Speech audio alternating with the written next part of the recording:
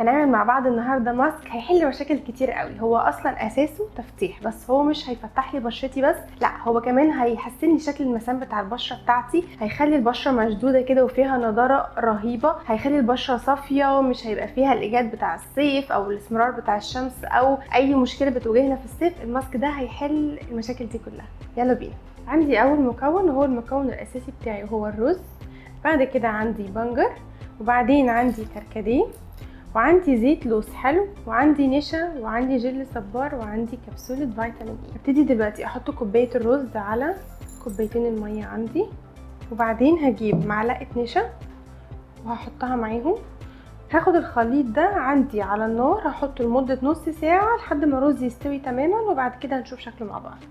ده شكل الرز بتاعي بعد ما استوى. انا هسيبه يتهري تماما على النار، وبعد كده هعمل ايه، هجيب بعد كده عندي الكبه بتاعتي او البلندر بتاعي، وابتدي ان انا ايه اطحنه جواه.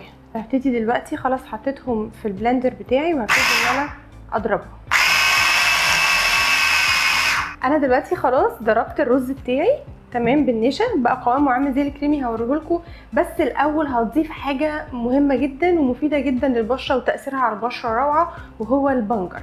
البنجر ليه هضيفه هنا؟ لان انا عندي كتله، لكن ممكن انا في البيت ابشره او العصير بتاعه واحطه عليه على طول تمام، بس انا هضيفه لان هو عندي حته جامده. وهضربهم تاني مع بعض، احطهم في الطبق بتاعي عشان نشوف شكل الماسك بتاعنا او الخليط بتاعنا بقى شكله عامل ازاي. بعد كده بقى ايه، هضيف شويه اضافات كده عندي. ده الكركديه بعد ما طحنته، هطحنه طبعا، وهبتدي ان انا اضيفه على الخليط بتاعي. وبعد كده هضيف معلقه جل صبار،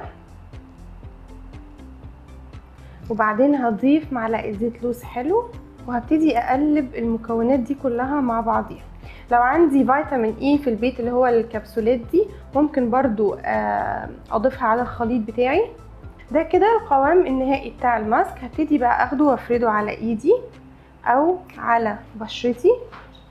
طيب الماسك ده بقى بيعمل ايه؟ الماسك ده خطير. اولا بيخلي الوش فيه نضاره رهيبه، بيفتح جدا.